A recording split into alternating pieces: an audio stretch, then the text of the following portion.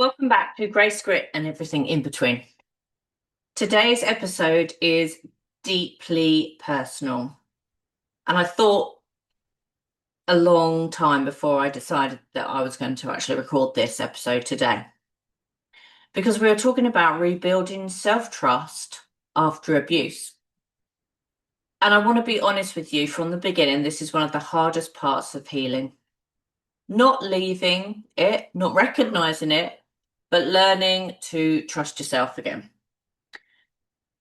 Because after gaslighting, after control, after years of being told what is real and what isn't, you don't just lose your confidence, you lose your internal compass. And I know this not just from understanding it, but from living it. So why does gaslighting damage self-trust the most? It doesn't just confuse you in the moment. Gaslighting changes how you relate to yourself. So let's go through what it does because this is important. And you can, you can kind of stop, think, is this going on or is not going on or could it be going on, but you've just been a bit blind to it. So gaslighting may look like being told things didn't happen. Like, I never told you to do that. Why did you do it? Why would you put yourself in that situation? Why would you hurt yourself when I don't understand why you would do that? When ultimately you ask someone to help you or to do something for you and they say no. Being made to question your memory. I didn't put that there. You must have put it there. I never did that. Oh, I never spent that money on your credit card. You must have spent it somewhere. Being told you're too sensitive, having your reality denied, and having your feelings dismissed. Now, when my ex-husband moved himself back into this house, when I was after my medical incident and I was on a lot of medication, he kept me highly medicated whilst he ran up £32,000 worth of debt on my cards and then told me he didn't. I questioned everything. And over time, these are not just words, they become your beliefs because you actually do believe that what they're doing is for your benefit and you wouldn't be able to survive without them. And like literally, they're keeping the house going and they're the ones looking after the children because you're just not able to. And you start to think, maybe I am wrong. Maybe I did misunderstand and maybe I can't trust myself. And why this recovery from gaslighting is so hard because you're not just healing from what happened, you're healing from what you were made to believe about yourself. And this lasts for years because you're not just healing from what happened, as I said, you're healing from what you're made to believe about yourself, even when the situation ends.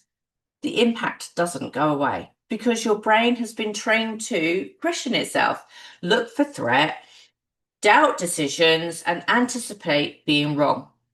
And this is why triggers still show up. This is why I'm still being triggered. And I want to speak into what is real. Because my triggers are lying, people saying things about me that are not true, and feeling out of control.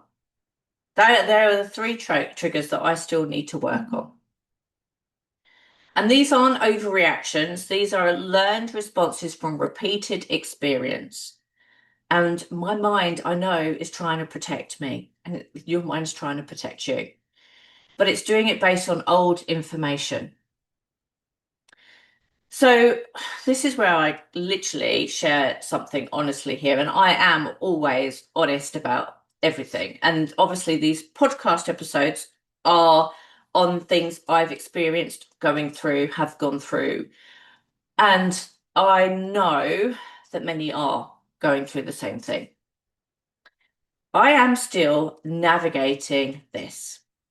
I'm still experiencing forms of abuse through others, through family dynamics, through things being said that are not true.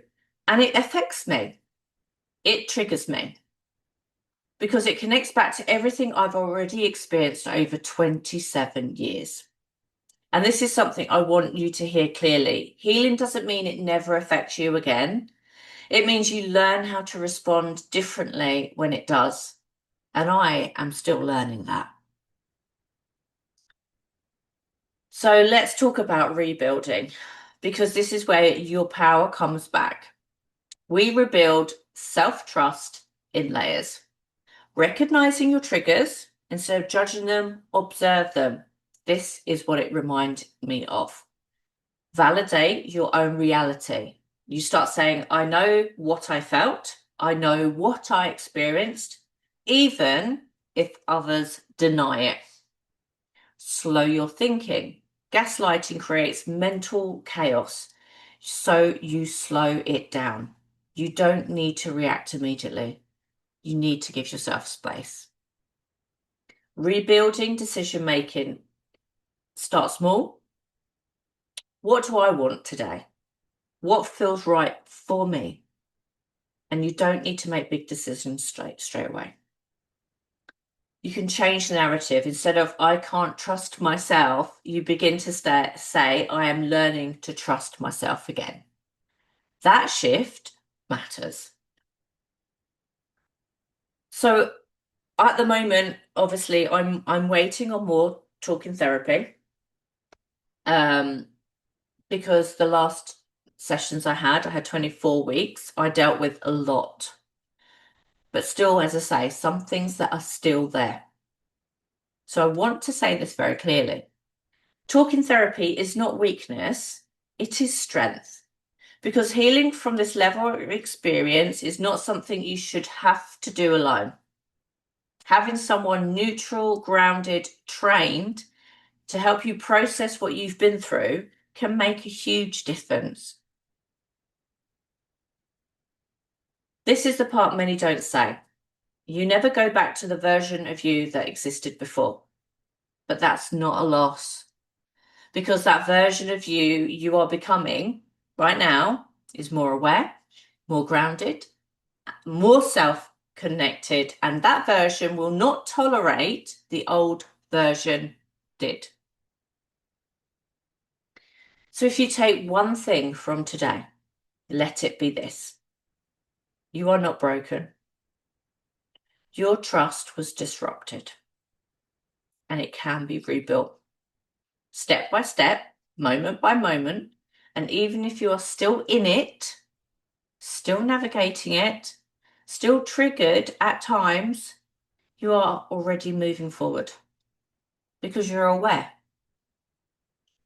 And that awareness is where everything begins. So if this episode resonated with you, if you're navigating this and want support, my one-to-one coaching is designed for exactly this. We work through your past, your present triggers, and rebuilding your future, helping you connect with yourself in a safe and grounded way. And to reach out for me, you can find me on Facebook, on TikTok, on Instagram, or you can just comment on one of these podcasts and I will get in touch with you. Thanks for listening. Thanks for showing up, not for me, but for yourself every week when you log on and catch up with one of the podcasts. And I hope you are understanding that you're not alone. And that in itself is really, really sad that you are not alone. Like many, many people are going through the same thing as you. But know that there is help. You don't have to do it alone. And there is people that are like you and understand you. Until next week, have a good week ahead and focus on you. Thanks for watching.